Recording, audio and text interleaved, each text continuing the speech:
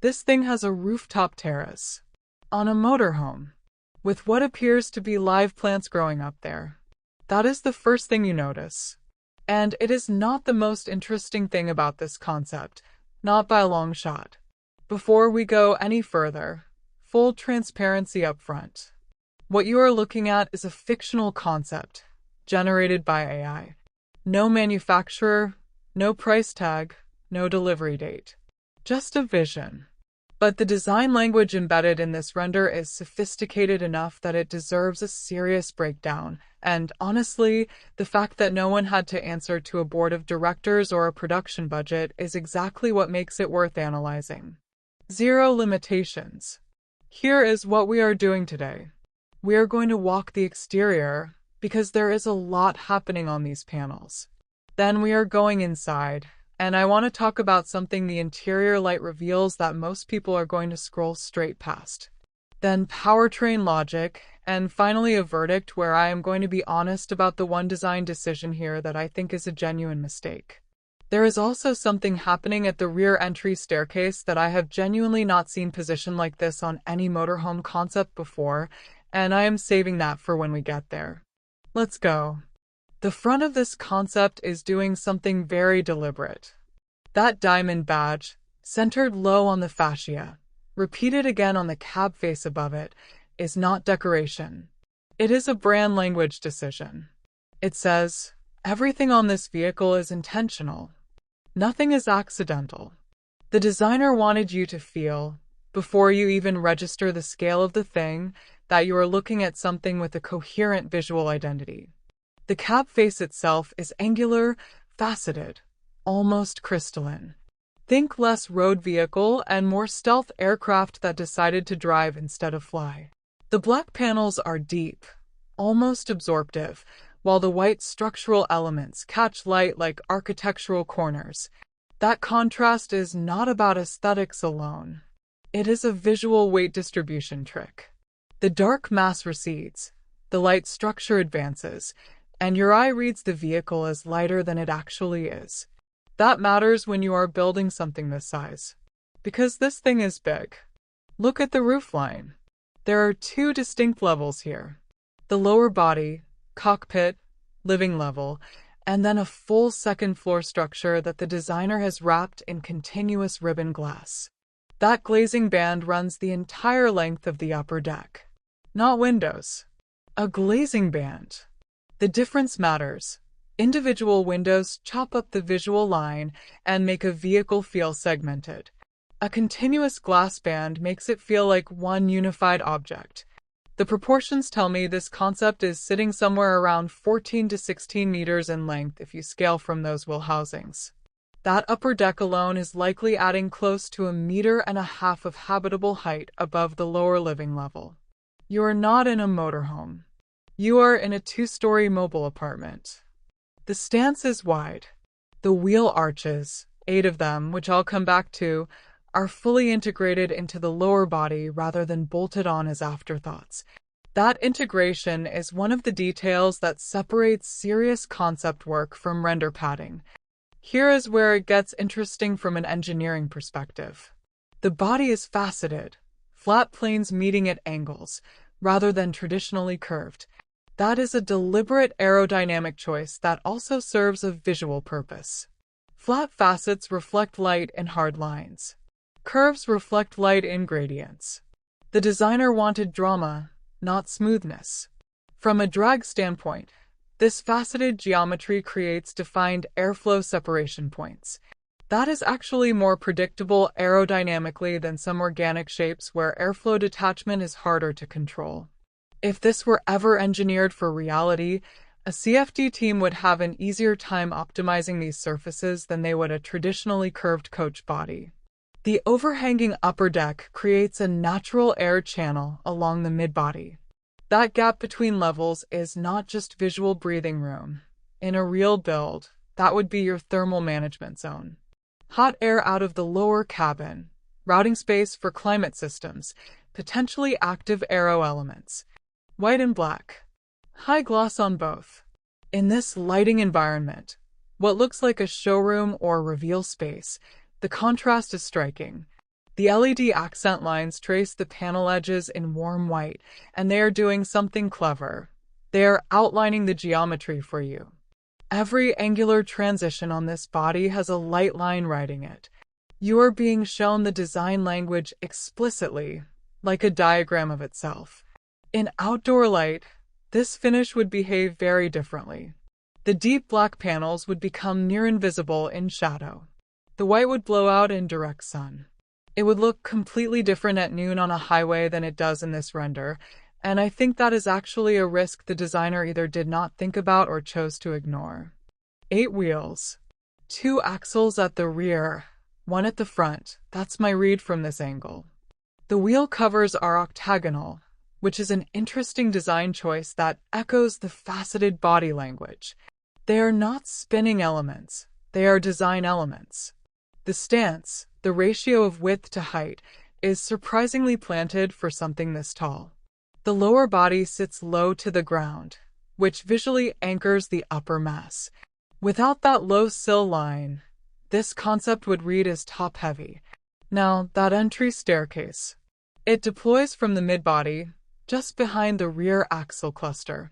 The positioning is unusual. Most motorhome concepts put the main entry at the front third or the very rear. This one is centered, which means if you think about the interior layout, the main social space is almost certainly directly adjacent to that entry point. You step in and you are immediately in the living zone. Not a corridor, not a galley, the living zone. That is a hospitality design choice, not a vehicle design choice. Someone was thinking about arrival experience. The interior is going to be very interesting. Let's go there now. I want to be upfront about something. There are no full interior renders available for this concept. What I am about to do is read the exterior like a detective and reconstruct what is almost certainly happening inside, because the exterior of a well-designed vehicle tells you most of the story if you know what to look for. Those wheel housings on the lower deck are approximately 600 to 700 millimeters in diameter by my estimate, consistent with heavy-duty coach specification. Scale from that up to the roofline of the lower level, and you are looking at roughly 2.1 to 2.3 meters of interior ceiling height on the main living deck. You can stand up straight. You are not ducking. You are not aware of the ceiling unless you reach for it. Now add the upper deck. Based on the exterior height and the glazing band depth, that second level is likely a 1.9 to 2.0 meter clear height space. Lower than the main deck, you would feel it, but entirely livable. Not a sleeping loft. A full secondary living zone. That changes what this vehicle is completely. This is not a motorhome with a bed and a galley. This is a split-level mobile residence. Working from what the exterior tells us, here is my best read of the floor plan. You enter mid-body into the main living deck. To your left or right, depending on hemisphere specification, the lounge zone. The large rectangular windows on the side panels are too low and too wide to be bedroom windows. They are lounge windows, designed to frame landscape while you are seated, not standing. That window height puts the sill at approximately sofa height, which means whoever is sitting in the lounge is looking directly out at ground-level terrain. That is a design choice about connection to the environment. Forward of the lounge, the galley kitchen. The open panel on the exterior midsection, what looks like a deployable outdoor kitchen or service bay, is adjacent to where the interior kitchen would logically sit. This concept appears to be proposing indoor-outdoor kitchen capability. The interior kitchen becomes an outdoor kitchen when that panel deploys. If that is what the designer intended, that is genuinely clever. Imagine cooking with the side of the vehicle open on a mountain road in the Alps. That is a feeling no fixed building can give you. This is the section I keep coming back to. The rooftop terrace with what appears to be planted greenery. Let me be direct. That is either the most indulgent design decision in this entire concept, or it is the most considered one, depending entirely on the weight engineering. If those are real plants in a real planting tray, you are adding potentially 200 to 400 kilograms of soil, water, and biological material to the highest point of the vehicle. That raises the center of gravity in the single worst location possible for dynamic stability.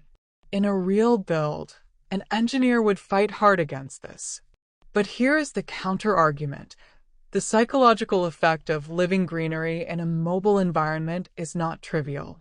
Studies on confined space living, submarines, Antarctic stations, long-haul environments, consistently show that biological material, specifically plants, measurably reduces stress markers in occupants. If this concept is imagining a vehicle for long-duration living rather than weekend trips, that rooftop garden is not a luxury. It is a biophilic well-being system. That reframing changes everything. Positioning matters here. The sleeping zone in a vehicle this long would almost certainly be at the rear of the lower deck, furthest from the cockpit vibration and noise source, and furthest from the entry point social zone. Privacy by distance. The rear of this vehicle, based on the exterior architecture, has a higher body section, suggesting full standing height continues to the very rear. That is your sleeping zone. With the upper deck glass band running overhead, there is likely some form of skylight or glazing even in the sleeping area. Waking up to natural light without having to move. That is a sensory experience worth designing around. Front left, the driver position. That angled, deeply raked windscreen gives the driver an aviation-style forward view. The angle is steep enough that in a real build, you would want heads-up display projection on that glass, because looking down at a conventional instrument cluster from that seating position would be genuinely awkward. The cockpit is separated from the living zone. You can see the visual break in the exterior architecture, which means the driver is in their own world. And importantly, passengers in the lounge are not watching the road. They are watching the landscape through those side windows. Two completely different travel experiences happening simultaneously in the same vehicle. That separation is a luxury specification choice. It is also an autonomous driving design choice, because if this vehicle ever operated in highway autonomous mode, the cockpit becomes a lounge seat, not a workstation. If this were ever engineered for reality, the propulsion logic is actually fairly clear. A vehicle of this scale and mass, I would estimate somewhere between 18,000 and 24,000 kilograms fully loaded, cannot be a diesel in 2040. The maintenance complexity, the emissions signature, and the noise intrusion into a luxury interior are all disqualifiers. You're looking at full electric, dual motor, almost certainly one motor per rear axle.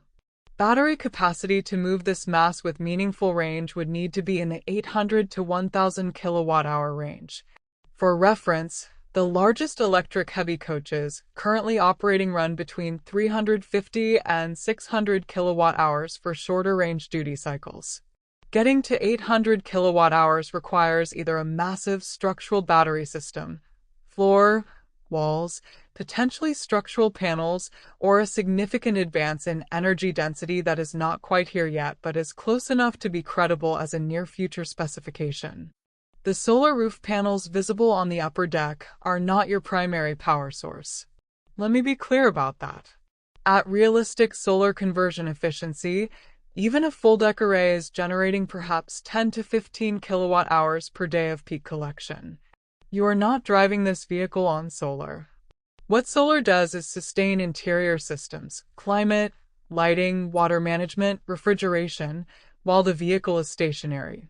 It extends your off-grid capability without touching the drive battery. That is how it earns its weight. Eight-wheel drive capability, if that is what the multi-axle setup implies, means this concept could access terrain that a conventional motorhome would never attempt. Mountain unpaved roads. Remote coastal access. That is a meaningful capability extension for a vehicle positioned at this level. Smart systems. Learning climate based on occupancy patterns, predictive charging routing based on planned destinations, autonomous highway mode for the cross-country legs where the cockpit becomes just another room. All of this is current or near-current technology applied to a new platform. Nothing being proposed here requires science fiction. It requires engineering budget. Here is my honest read. What this concept does genuinely well, the two-level architecture. The decision to build a second habitable floor rather than simply taller storage or a sleeping loft is the single most impactful design choice in this entire vehicle. It changes the spatial experience completely. You have a private upstairs and a social downstairs. That is residential logic applied to a mobile platform, and it works. What I think is a genuine problem, the roofline mess. The upper deck, the terrace, the glazing band, all of it is sitting very high on a vehicle that is already tall. In a crosswind at motorway speed, this exterior profile would behave like a sail.